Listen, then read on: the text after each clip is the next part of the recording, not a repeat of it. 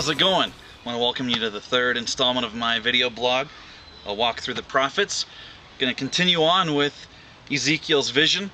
Going to focus on the glory of God. What exactly does that mean? Why is that a central theme in Ezekiel and also all the other prophets?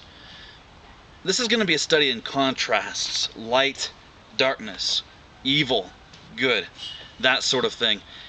Wanted to take a quick look at John, the Gospel of John, chapter 1. Pretty familiar passage, just to whet our appetites about the light of the world. This is chapter 1 of John, starting with verse 3, talking about Jesus Christ.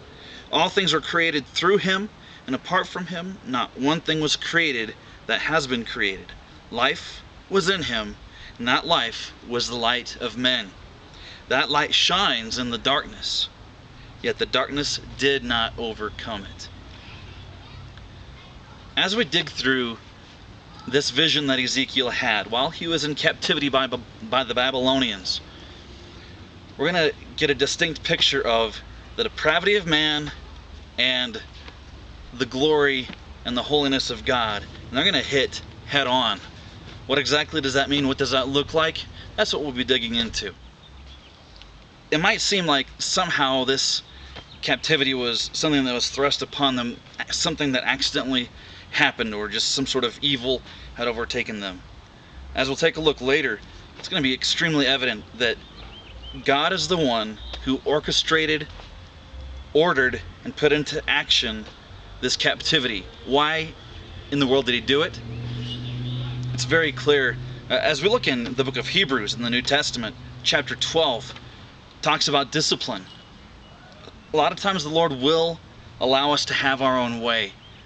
He'll give us over to our evil desires until we then hit rock bottom. The Lord disciplines the ones he loves. And in Hebrews 12:12, he says, strengthen your weakened knees, your tired hands. Get up and move forward in the strength that God provides. This Babylonian exile was incredibly difficult. A lot of horrendous things happened during that time. God did it to wipe out idolatry among his people. That's going to be one thing that you'll see throughout all the prophets. God is a jealous God, and he wants nothing to do with sin. He wants nothing to do with idolatry. He wants the hearts of his people turned toward him, not toward something created by the hands of man or any other created being. That's why God allowed this to happen, this exile. Let's define terms. Glory in the New Testament Greek is doxa, to give an appropriate or accurate opinion of somebody or something, or to shine the light on something, to illuminate. In the Old Testament, in Hebrew, it means the weight of something or the heaviness of something. As we take a look through chapter 1, we're going to see the glory of God. We're going to see the weight of the majesty of the King of the universe. He's on the throne. He's all powerful. We're going to see his light. We're going to see his holiness. I'm not necessarily a John Piper fan.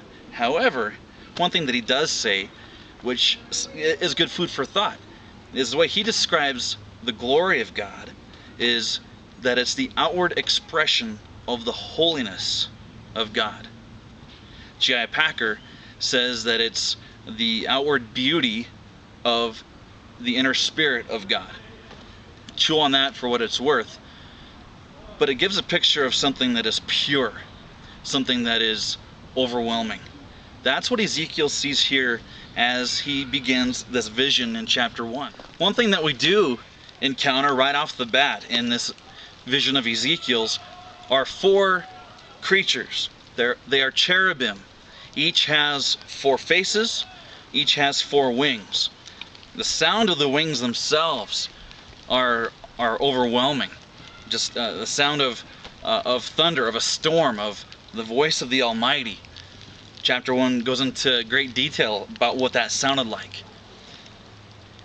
And beside each of these beings, each of these cherubim, are these devices, like a wheel within a wheel, that are spinning, and as the creatures move, those wheels move right alongside of them. I've seen a lot of studies that indicate that run on the assumption that the wheel within a wheel, that must be some sort of spaceship, some sort of portal into heaven.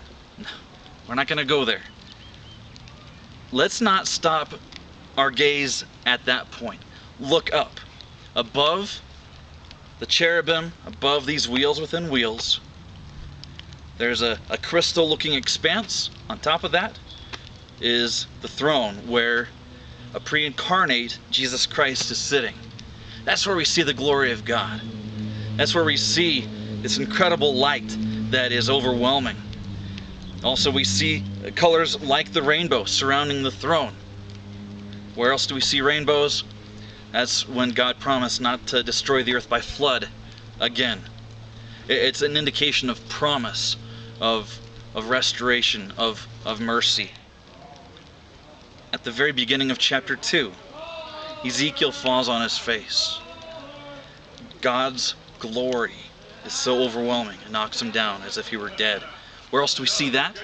The book of Revelation. When John, the Revelator, is seeing his vision while he's exiled on the island of Patmos.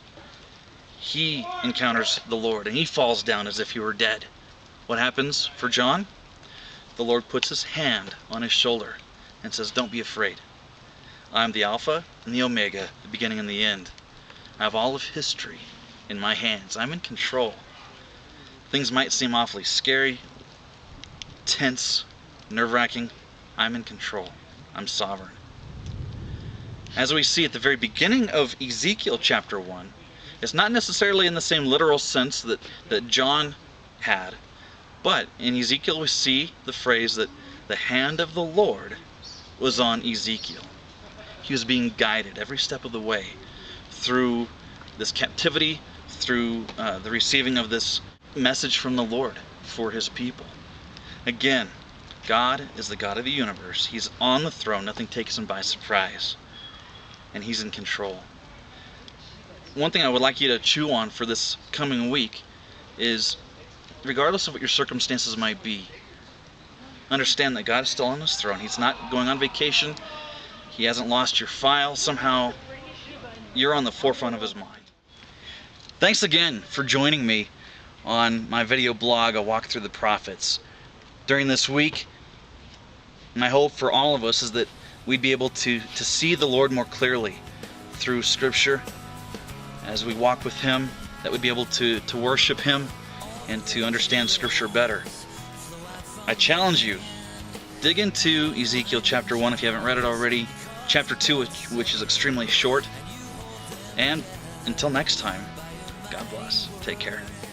You have all the